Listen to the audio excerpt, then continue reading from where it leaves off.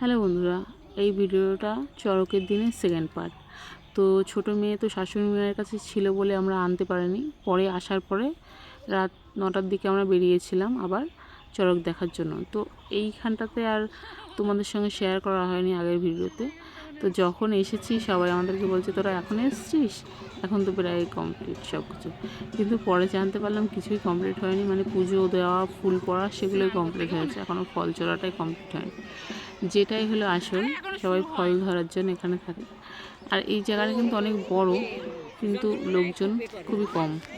তো দেখো সন্ন্যাসী দল সব স্নান করে ঘরে ফিরছে, বাবার কাছে ফিরছে। তো আজকে তোমাদের সঙ্গে শেয়ার করব বসিরহাটে কীভাবে চড়কটা পালন করা হয়। কারণ বাইরের দিকে নানান জায়গায় আছে নানান রকম, কোথাও পিঠে হুক বাঁধিয়ে ঝোলে, আবার কোথাও লাভ মারে, আরও অনেক রকম আছে যেগুলো আমার জানা নেই। কিন্তু এখানে আছে ওই বাঁশের উপর থেকে লাভ মারা। তো আমি এখানে এসেছিলাম ভাইয়ের কাছে, ফল দিতে বলেছে মা, তাই। তো এইটা হচ্ছে আমার ভাই, ও প্রত্যেকটা বার এখানে সন্ন্যাসী হয়, আগেরবার হয়নি কারণ আমার জ্যাঠতো দাদা মারা গেছিলো ওই জন্য। তো এখানে দিয়েছিল ডাব, বেল, শশা, এসব কিসব দিয়েছিল। আর সেগুলো দিয়ে আমি চলে যাব, তখন দেখছি প্রচণ্ড পরিমাণে হাওয়া উঠেছে, চারিদিকে সেই ঝড় হওয়ার মতো। সবাই অলরেডি বলা শুরু করেছে যে যখন বাবার মাথায় ফুল ছিল তখন একটুও হাওয়া হয়নি, আর এখন দেখো কতটা পরিমাণে হাওয়া হচ্ছে। তোমাদের দাদাভাই গেছে আমার ছোটো মেয়েকে নিয়ে অন্য সাইডে, আর আমি এসেছি এখানে বড় মেয়েকে নিয়ে। বড় মেয়ে তো অলরেডি ভয় পেয়ে গেছে, এত হাওয়া হচ্ছে দেখে বলছে আমি কোলে উঠবো, আমি কোলে উঠবো। তো কোলে তো নেওয়া সম্ভব না। তো আমরা যাচ্ছিলাম এবার যে না এখান থেকে চলে যাই, সামনের দিকে যাই। তো ফলগুলো নিল, তারপরে আমরা সামনের দিকে এগিয়ে যাব। সেই মুহূর্তে হঠাৎ করে দেখছি কারেন্ট উধাও হওয়ার ফলে দেখো চারিদিকে কতটা অন্ধকার। আর এখানে অন্যবার জেনারেটরের ব্যবস্থা থাকে, কিন্তু এবার কিন্তু কোনো জেনারেটর নেই, চারিদিকে খুবই আলো কম। তো অন্ধকারে অধিকাংশ মানুষই বলছে না আর থেকে লাভ নেই, চলো বাড়ির দিকে যাই। প্রায় মানুষই সবাই এইসব কথাবার্তা বলে চলে যাচ্ছে। আর সেই সঙ্গে তোমাদের দাদাভাইও বলছে চলো সবাই চলে যাচ্ছে, আকাশে অনেক মেঘ হয়েছে, আমরাও চলে যাই। তো যাবো কি যাবো না ভাবতে ভাবতেই কারেন্টটা চলে এসছে, আর তখন দেখি সবাই সন্ন্যাসীরা মিলে সেই নেটটাকে নিয়ে যাচ্ছে। সবার ধারণা যে এরকম প্রচণ্ড হাওয়া হচ্ছে, বিদ্যুৎ চমকাচ্ছে, হয়তো তাড়াতাড়ি ফলটা দিয়ে দেবে, তারপর আমরা বাড়ির দিকে চলে যাব। তো আমি বললাম যখন এত লেট করে এসেছি, 15 থেকে 20 মিনিট হয়েছে, তা আর না হয় 15 থেকে 20 মিনিট থাকি, তারপর বাড়ির দিকে ফিরব। তো আমার বড় মেয়ে কিন্তু অলরেডি শুরু করে দিয়েছে আমি ফল নেব, আমি ফল নেব। তো সন্ন্যাসীরা যখন ওখানে উপরে ওঠে, ওদের কাছে গিয়ে যদি বলা হয় যে আমার বাচ্চাকে একটা ফল দাও, তো হাতে হাতে কিন্তু দিয়ে দেয়। তো আমার মেয়ে সেটা যাবে না, ওখানে অনেক লোক আছে, সেই দেবে। তো আর কি করা, বাবার কাছে বলছে আমি ফল নেব, ফল নেব। তো অনেক সময় পরে গিয়ে একটা লেবু পেয়েছে, এদিকে এসেছিলো তখন একটা লেবু পেয়েছে। সেই লেবু পেয়ে ও নেবে না, ও লেবু পছন্দ করে না, তাই আমি লেবু নেব না। তো ছোটো মেয়ের হাতে দেওয়াতে ছোটো মেয়ে বল ভেবে ওটাকে বারবারে ছুঁড়ে মারছে। তার কিছুক্ষণ পরে বড় মেয়ে শুরু করেছে আমি লাল রঙের আপেল নেব। তো আপেল, তরমুজ, বেল আর ডাব এগুলো ধারে কাছেই দিচ্ছে, দূরে আর দিচ্ছে না। শশা, পেয়ারা, শাকালু এগুলো দেখছি দূরে দিচ্ছে। তো কী আর করা যায়। আর অনেক সময় পরে মেয়ের আবদার, বাবা এখন কী করবে। অনেক সময় পরে গিয়ে দেখে একটা আপেল এদিক থেকে ছুঁড়েছে। তো আপেলটা ছোঁড়ার কারণ হলো আমাদের পাশে একটা দাদা দাঁড়িয়ে ছিল, তো সেই দাদার ভাই হয়েছিল সন্ন্যাসী, সে ও দাদার দিকে ছুঁড়ে মেরেছে। আর সেই সূত্রে দাদা পায়নি, পেয়েছি আমার হাজব্যান্ড। তো আমার মেয়ের তো কী খুশি। আবার পরপরই আরেকটা শশা ছুঁড়ে মেরেছিল, তো সেই শশাটা সেই দাদাটা পেয়েছে। তো আমি কিন্তু এখানকার ভিডিও সম্পূর্ণ তোমাদের সঙ্গে শেয়ার করতে পারছি না, তাহলে ভিডিওটা অনেকটাই বড় হয়ে যাবে। এখানে সন্ন্যাসী তো আগেই বললাম 12 থেকে 14 জন হয়েছে, তো আমি তোমাদেরকে 2 থেকে 3 জনেরটা শেয়ার করব। তো দেখো এবার কিন্তু ওখান থেকে ঝাঁপ মারবে, আর নিচে সবাই মিলে সেই নেটটাকে ধরে আছে।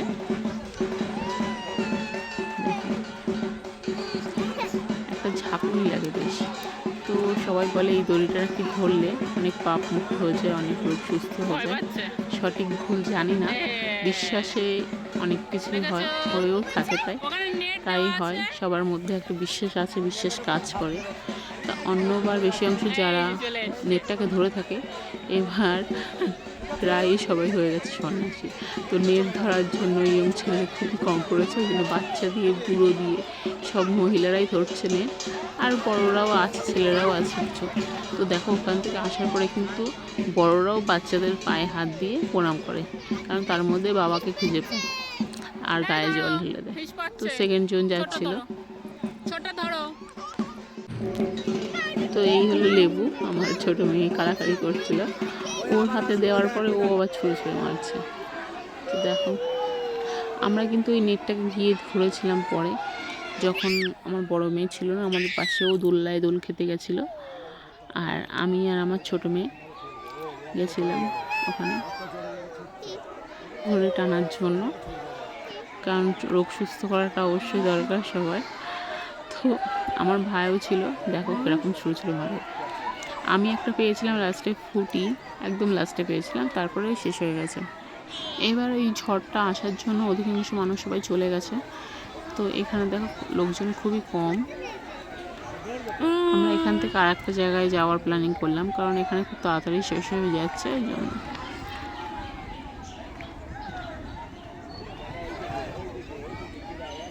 তো কাদের পাশে কীরকমভাবে চড়কটা হয় অবশ্যই জানিও। আমাদের এখানকার চড়ক তো এরকমই হয়। আর একটা জায়গায় তোমাদের নিয়ে যাব, যেই জায়গাটাতে নেটের উপরে থাকে বেল কাটা, বেল কাটার উপরে পড়লে অনেকে পিঠ চিড়ে চলে যায়, তো সেখানটাতেও নিয়ে যাব তোমাদেরকে। আর আমার ছোটো মেয়ে দেখো একটা পার্কের দিকে চলে যাচ্ছে, ও দোল্লায় দোল খাবে, তাই ও আসবে না। আর কুকুর দেখে তো খুব আনন্দ করে, কুকুর বিড়াল এগুলো খুব পছন্দ করে।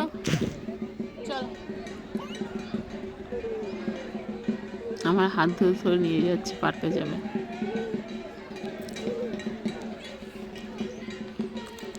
ওরে বাবা, তুমি পার্কটা তো ভালো চিনেছো, পার্কটা তো ভালো চিনেছো। এত ছোট কিন্তু মাথায় এত বুদ্ধি। তো আমরা এখানে পাপড় নিতে এসেছিলাম, কোনো দোকানপাট নেই, কি আর করবো। তবে তেলটার যা অবস্থা সে আর বলার মতো না। তো তারপর আমরা ওখানে পাপড়ের ওখান থেকে চলে আসলাম দোল্লায় দোল খেতে। আমার বড় মেয়ে, আমি আর আমার ছোটো মেয়ে মিলে, আর তোমাদের দাদাভাই ছিল ওখানে দাঁড়িয়ে। আর হাতে যে বাতাসাটা দেখছো, এটা ছিল ছোড়া বাতাসা, মানে প্রসাদ হিসেবে ছুঁড়ে মেরেছিল। আর আমার ছোটো মেয়ে মিষ্টি খেতে খুবই পছন্দ করে, কিন্তু আমরা দিই না। তারপরে চলে এসেছিল আমার মা, কারণ মায়েদের আসতে হয়, ফ্যামিলির একজন থাকতে হয়, যে পুজো করে সন্ন্যাসী হয় তার ফ্যামিলির একজন থাকতে হয়, সেই জন্য। তো যারা থাকে তারা রাত্রিবেলা আবার অঞ্জলিও দেয়, এখানে অঞ্জলি দেওয়ার ব্যবস্থাও আছে। তো দেখো আমরা এই সাইডে চলে এসেছি, কারণ আমার ভাই উঠবে এবার, ওই জন্য। তো ভাই ছোটো মেয়ের হাতে একটা ফল দেবে, ওই জন্য। তো আমরা এখানে এসে একটু নেট ধরেছিলাম এবার এই সময়টাতে।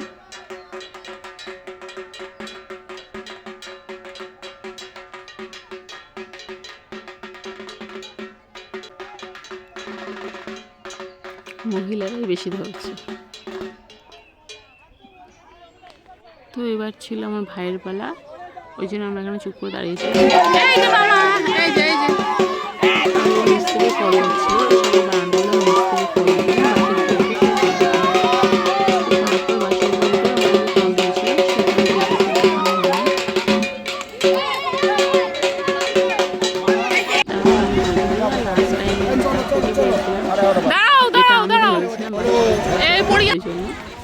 তারপর ওরা যাবে পুজো করতে। আর একটুখানি বাড়িতে যাওয়ার আগে এখানে অঞ্জলি দেবে, আবার ফুল চড়াবে। তারপরে নাচ টাচ হয়, আমি জানি না, কারণ অত রাস্তে কখনো টাকা নেই, সবাই মিলে শোনা যে বাবা এবার এখানে ফল ধরছে, আনন্দ করা হয়। ভিড় রেল লাইনে কুমির দেখিয়েছিলাম, কুমির করছে, সেই জায়গাটা দেখো কতটা হয়ে গেছে। এখানে এখন ফল ছোড়া হচ্ছে। তো আমরা তোমাদেরকে নিয়ে যাচ্ছি যেই জায়গাটা তেল কাটার উপর সবাই চাপ প্রচন্ড সব থেকে অল্প জায়গা তো আর বেশি যেন মনে হয়, বলো। আমাদের যাওয়ার আসল উদ্দেশ্য হলো আমরা বেরিয়ে আর তোমাদেরকে দেখে কতটা ভিড় হয়।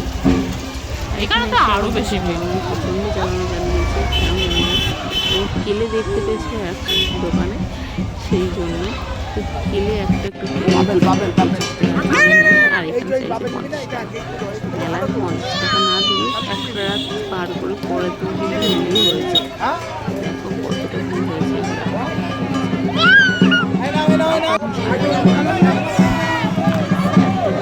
আরও একটু আগে আসলে তো গলারই কথা, গলার দিকে আসলে তো এখানে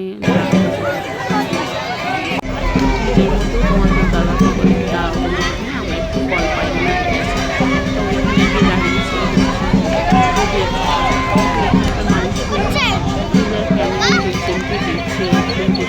বাবা আমাদের রেখে চলে গেছে। এটা তোমার তুই দাদা এরকম দুষ্টুমি করছিস তাই? বলছে না, এখানকার মানুষ নিজের লোকের কাছে দিচ্ছে, অন্য কোথাও দিচ্ছে। দেখো বেল কাটার উপরে কিনে দিলাম, আমি বললাম সবাই খেলে বেল কাটা সব নিজের উপরে বেল কাটা একটা মৌসুমি একজন কমলা লেবু মানে লেবু তো জানো সিএল অবস্থা এটা কিন্তু আমি দেখেছি যে এসেছিলাম খুব একটা কষ্ট লেগেছিল। কেটে কেটে যায় আঁকা খেতে সময় দেখতে দেবে। তারপর আমার বাড়ির দিকে চলে আসলাম। তো সবাইকে গুড নাইট, সবাই ভালো থেকো, সুস্থ থেকো। আর আমাদের ভিডিওটা ভালো লাগলে অবশ্যই লাইক কমেন্ট শেয়ার করো। টাটা।